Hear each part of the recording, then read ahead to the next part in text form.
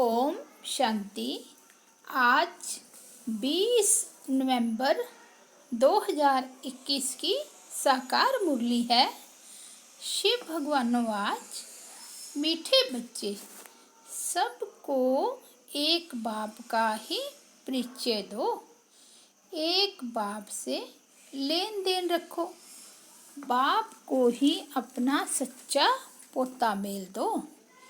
आज का प्रश्न है, बच्चों से अब तक भी अनेक प्रकार की भूलें होती रहती है, उसका कारण क्या है? उत्तर है, मुख्य कारण है योग में बहुत कच्चे हैं। बाप की याद में रहते तो कभी कोई बुरा काम हो नहीं सकता। नाम रूप में फंसेंगे तो योग लग नहीं सकता। तुम पति से पावन बनने की धुन में रहो, निरंतर शिव बाबा की याद में रहो। तुम्हारा आपस में जिस्मानी प्यार नहीं होना चाहिए। आज गीत बजा है, जले ना क्यों परवाना। ओम शांति। यह भक्ति मार्ग के गीत गाए हुए हैं। आखिरीन यह सब बंद हो जाएंगे, इनकी दरकार नहीं है। गायन भी है, 1 सेकंड में बाप से वर्षा मिलता है। तुम जानते हो, बेहद के बाबा से जीवन मुक्ति का वर्षा मिलता है। जीवन मुक्ति अर्थात इस दुख धाम से मुक्त, भ्रष्टाचार पने से मुक्त। फिर क्या बनेंगे? उसके लिए एम ऑब्जेक्ट तो बहुत अच्छी समझाने की है। बाबा ने रात्रि को भी समझाया कि कोई भी आते हैं तो पहले परिचय दो ऊंच से ऊंच भगवान का। पूछते हैं, यहाँ का उद्देश्य क्या है? तो पहले परिचय देना है बेहद के बाप का। अब वह कहते हैं, मुझे याद करो तो तुम पावन बनेंगे। गाते भी हैं, हे पतित पावन आओ। तो बाप को जरूर कोई अथॉरिटी होगी ना, कोई तो पार्ट मिला हुआ होगा। उनको कहते हैं ऊंचे ते ऊंचा बाप। वह भारत में ही आते हैं, भारत को ही आकर ऊंच ते ऊंच बनाते हैं। वैकुंठ की सौगात ले आते हैं। मनुष्य सृष्टि में ऊंचे ते ऊंच है देवी देवताएं। सूर्यवंशी घराना जो सतयुग में राज्य करते थे, सतयुग स्थापन करने वाला ऊंचे ते ऊंचा भगवान ही है। उनको कहते भी है हेवन स्थापन करने वाला, हेवनली गॉड फादर। वह बाप है। उनके लिए कभी ऐसे नहीं कह सकते कि बाप सर्वव्यापी है। सर्वव्यापी कहने से बाप का वर्षा गुम हो जाता है। कितनी मीठी बातें हैं। बाप माना वर्षा, जरूर अपने बच्चों को ही वर्षा देंगे। सभी बच्चों का बाप एक ही है। वह आकर सुख शांति का वर्षा देते हैं, राजयोग सिखलाते हैं। बाकी तो सभी आत्माएं हिसाब किताब चुकतो कर वापस चली जाएंगी। अभी पुरानी दुनिया खत्म होने वाली है, उसके लिए यह महाभारत लड़ाई है। अनेक धर्मों का विनाश, एक धर्म की स्थापना होनी है। बुद्धि भी कहती है जरूर कलयुग के बाद सतयुग आना चाहिए। देवी देवताओं की हिस्ट्री रिपीट गाया भी हुआ है। ब्रह्मा द्वारा स्थापना करते हैं, ऊंच से ऊंच पद प्राप्त कराते हैं। बाप कहते हैं बच्चे, या अंतिम जन्म पवित्र बनो। अब मृत्यु लोक मुर्दाबाद और अमर लोक जिंदाबाद होना है। तुम सब पार्वतियाँ हो, अमर कथा सुन रही हो। बच्चे और बच्चियाँ दोनों अमर बनेंगे ना। इसको अमर कथा कहो, तिजरी की कथा कहो। अक्सर करके माताएं ही कथा सुनती है। क्या अमरपुरी में पुरुष नहीं होंगे? दोनों ही होंगे। यह बाप ही समझाते हैं कि भक्ति मार्ग के शास्त्र क्या कहते हैं और बाप क्या कहते हैं। यह भी कहते हैं भक्ति का फल भगवान देने आते हैं। बराबर सतयुग में इन देवी देवताओं का ही विश्व पर राज्य था। इन्हों को फल किसने दिया? कोई भी साधु सन्यासी आदि तो दे ना सके। यह भी जानते हो भक्ति भी सब एक जैसी नहीं करते। जो बहुत भक्ति करेगा उनको फल भी जरूर ऐसा ही मिलेगा। जो पूज्य थे वही पुजारी बने, फिर पूज्य बनेंगे। भक्ति का फल तो मिलेगा ना। यह बातें भी सब समझानी होती है। पहले पहले त्रिमूर्ति पर समझाना है। ऐसा नहीं कि पहले सीढ़ी के चित्र पर ले जाओ।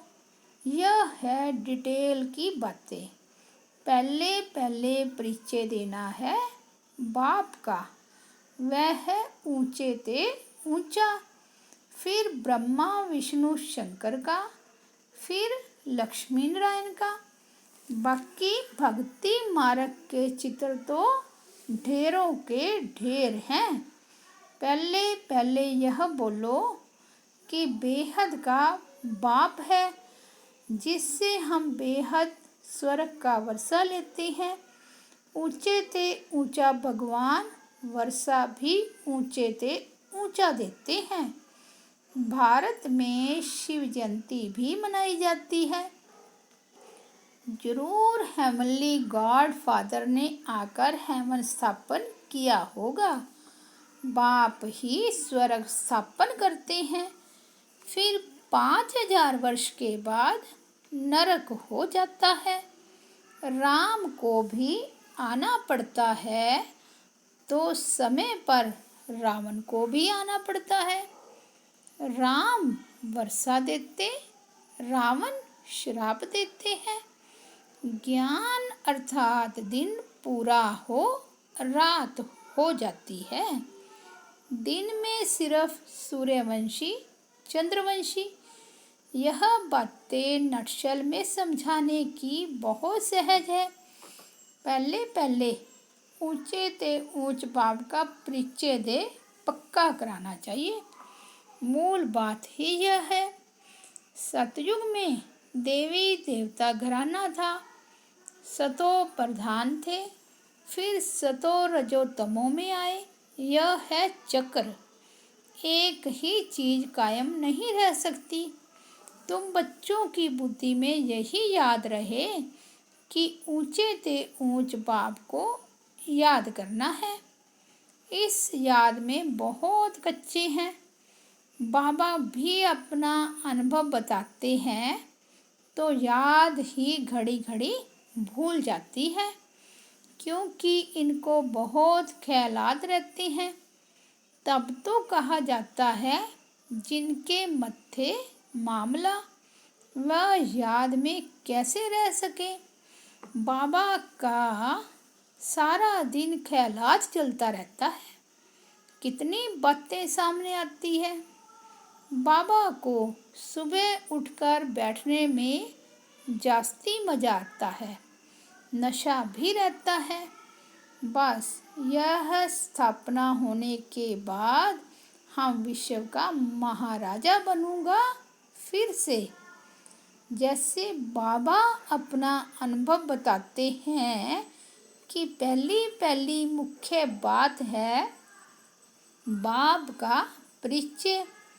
और जो भी बातें कोई कहे, बोलो इससे कोई फ़ायदा नहीं।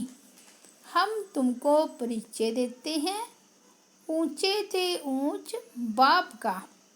वही ऊंचे ते ऊंच वर्षा देते हैं विश्व का मालिक बनने का। आर्य समाजी लोग देवताओं के चित्रों को नहीं मानते। तुम्हारे पास चित्र देखते हैं तब ही बिगड़ते हैं। जिसको वर्षा लेना होगा वह शांति से आकर सुनते रहेंगे। मुख्य बात ही एक है, ऊंचे ते ऊंचे भगवान की। ऊंचे ते ऊंचा ब्रह्मा विष्णु शंकर को नहीं कहेंगे। ऊंचे ते ऊंच बाप से ही वर्षा मिलता है, वही पतित पावन है। यह बात पक्की कर लो। गॉड इज वन, बाप माना वर्षा। भारत में आकर वर्षा देते हैं। ब्रह्मा द्वारा नई दुनिया की स्थापना, शंकर द्वारा विनाश। इस महाभारत लड़ाई से ही स्वर्ग के गेट खुलते हैं, पति से पावन बनते हैं। बेहद के बाप से ही भारत को वर्षा मिल रहा है, दूसरी कोई बात नहीं। यहाँ है एक बात, बाप कहते हैं मुझे याद करो तो तुम्हारी खाद निकले। यह एक बात जब समझे तब और कुछ समझाना। यह जो इतने चित्र हैं ये है रेज़गारी। हम कहते हैं ज्ञान अमृत पीकर पवित्र बनो।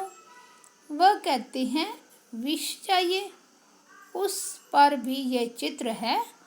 तब कहते हैं अमृत छोड़ विष काहे को खाए। यह रूहानी नॉलेज स्पिरिचुअल फादर ही देते हैं। वह बाप सर्वव्यापी कैसे होगा। तुम बाप को सर्वव्यापी मानते हो तो भले मानो, हम अब नहीं मानेंगे। आगे हम मानते थे, अब बाप ने बताया है यह भूल है। बाप से वर्षा मिलता है। अब भारत नरक है, उसको फिर हम स्वर्ग अर्थात पवित्र गृहस्थ आश्रम बनाते हैं। आदि सनातन देवी देवताओं का पवित्र गृहस्थ आश्रम था, अभी है अपवित्र विशेष दुनिया। बाप कहते हैं मुझे याद करो। ऊंच से ऊंच शिव बाबा क्रिएटर है, उनसे वर्षा मिलता है। अभी कलयुग में है ढेर मनुष्य, सतयुग में तो बहुत थोड़े मनुष्य हैं।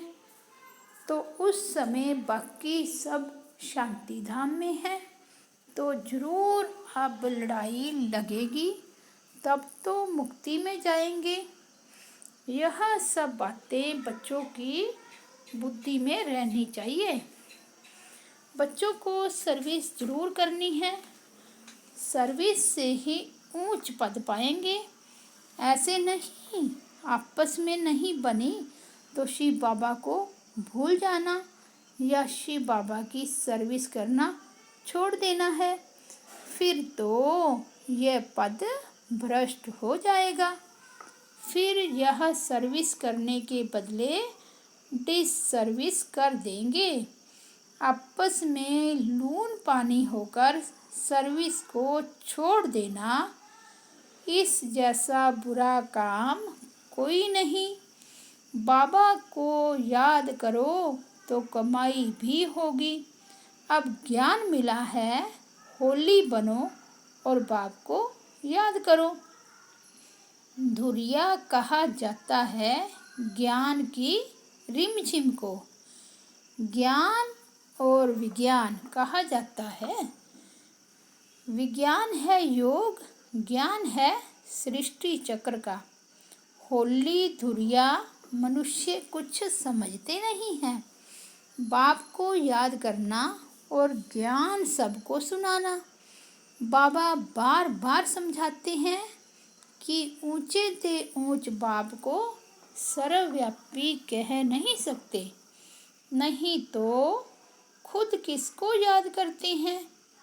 बाप कहते हैं निरंतर मुझे याद करो, परंतु रचयिता को नहीं जानते तो मिलेगा क्या। न जानने के कारण सर्वव्यापी कह देते हैं। तो ऊंचे से ऊंचा सिद्ध कर समझाओ तो सर्वव्यापी की बातें बुद्धि से निकल जाए। हम सब ब्रदर्स हैं। बाप हर 5000 वर्ष के बाद आकर वर्षा देते हैं। सतयुग में देवी देवताएं होंगे, बाकी सब मुक्ति में जाएंगे। सबको बाप का परिचय देते रहो। क्राइस्ट की प्रेयर करते हैं। बोलो, क्राइस्ट तो सबका फादर नहीं है ना। सबका फादर तो निराकार है, जिसको ही आत्मा पुकारती है, ओ गॉड फादर। क्राइस्ट उनका सन गाया हुआ है। सन से वर्षा कैसे मिलेगा। क्राइस्ट तो रचना है। ऐसे कोई भी शास्त्र में लिखा हुआ नहीं है कि क्राइस्ट को याद करने से आत्मा तमो प्रधान से सतो प्रधान बन जाएगी। एक गीता में ही है कि मामे कम याद करो। गॉड फादर का शास्त्र है ही गीता। सिर्फ बाप का नाम बदली कर कृष्ण का नाम लिख दिया है। यह भूल कर दी है। ऊंचे से ऊंच बाप है, वही सुख शांति का वर्षा देते हैं। शिव का चित्र सबको अपने पास रखना है। शिव बाबा यह वर्षा देते हैं, फिर 84 जन्मों में गवा देते हैं। सीढ़ी पर समझाना है। पतित पावन बाप ही आकर पावन बनने की युक्ति बताते हैं। वह कहते हैं कृष्ण भगवानोवाज, तुम कहते हो शिव भगवानोवाज। फर्स्ट फ्लोर में ऊंचा बाप रहता है, फिर सेकंड फ्लोर में सूक्ष्म वतन, यह है थर्ड फ्लोर। सृष्टि यहाँ है, पीछे सूक्ष्म वतन में जाते हैं, वहाँ ट्रिब्यूनल बैठती है, सजाएं मिलती हैं। सजाएं खाकर पवित्र बन चले जाते हैं ऊपर। बाप सब बच्चों को ले जाते हैं। अब है संगम, इसको 100 वर्ष देने चाहिए। बच्चे पूछते हैं बाबा स्वर्ग में क्या क्या होगा।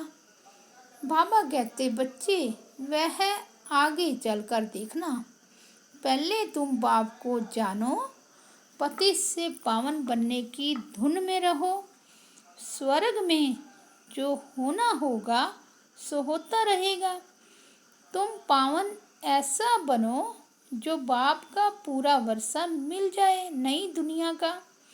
बाकी बीच में क्या होता है वह भी आगे चलकर देखना है। तो यह बातें याद रखनी चाहिए। न याद रखने के कारण समय पर समझते नहीं, भूल जाते हैं। बच्चों को कर्म भी अच्छे करने हैं। बाप की याद में रहने से बुरा काम होगा ही नहीं। बहुत बुरे कर्म भी करते हैं। ऐसे थोड़े ही सिर्फ इसी ब्राह्मणी का अच्छा लगता है। वह ब्राह्मणी गई तो खुद भी खलास। ब्राह्मणी के कारण मर जाते हैं। गोवा बाप से वर्षा लेने से मरे, यह भी बदकिस्मती कही जाती है। कई बच्चे एक दो के नाम रूप में फंस मरते हैं। यहाँ तुम्हारा जिस्मानी प्यार नहीं होना चाहिए, निरंतर शिव बाबा को याद करना है, कोई से भी लेना देना नहीं है। बोलो, हमको क्यों देते हो? तुम्हारा योग तो शिव बाबा से है ना। जो डायरेक्ट नहीं देते उनका शिव बाबा के पास जमा नहीं होता है। ब्रह्मा द्वारा स्थापना होती है तो उनके द्वारा सब कुछ करना है। बीच में कोई खा गया तो शिव बाबा के पास तो जमा नहीं हुआ। शिव बाबा को देना है तो थ्रू ब्रह्मा, सेंटर भी थ्रू ब्रह्मा ही खोलो। आपे ही सेंटर खोलते हैं तो वह थोड़े ही सेंटर हुआ। बाप दादा दोनों इकट्ठे हैं।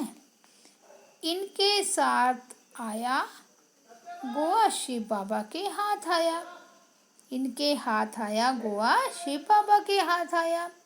कितने सेंटर्स हैं जिनका कोई समाचार ही नहीं। लिखना चाहिए, शिव बाबा आपके सेंटर का यह पोता मेल है। सेठ के पास पोता मेल आना चाहिए ना। बहुतों का शिव बाबा के पास जमा नहीं होता है, यह भी अकल नहीं है। भल ज्ञान बहुत है परंतु युक्ति नहीं आती है। बस हमने सेंटर खोला, तुमने जिसको दिया उसने सेंटर खोला, वह शिव बाबा ने थोड़े ही खोला। वह सेंटर फिर जोर भी नहीं भरता है। सेंटर खोलना हो तो शिव बाबा के थ्रू। शिव बाबा हम यह देते हैं, इसमें लगा देना। बच्चे भूले बहुत करते हैं, योग में बहुत कच्चे हैं। अच्छा, मीठे मीठे सिकिलदे बच्चों प्रति माता पिता बाप दादा का याद प्यार और गुड मॉर्निंग। रूहानी बाप की रूहानी बच्चों को नमस्ते। हम रूहानी बच्चों की रूहानी बाप दादा को याद प्यार, गुड मॉर्निंग और नमस्ते। धारणा के लिए मुख्य सार है। फर्स्ट पॉइंट, ज्ञान के साथ साथ अपना भविष्य बनाने की युक्ति भी सीखनी है। एक बाप से वर्षा लेना है। किसी देहधारी के पीछे बदकिस्मत नहीं बनना है। सेकंड पॉइंट है, आपस में किसी बात के कारण बाप की सर्विस नहीं छोड़ना है। सवेरे सवेरे उठकर अपने आप से बातें करनी है, याद करने की मेहनत करनी है। आज का वरदान है, अनुभव की विल पावर द्वारा माया की पावर का सामना करने वाले अनुभवी मूर्त भव। सबसे पावरफुल स्टेज है अपना अनुभव।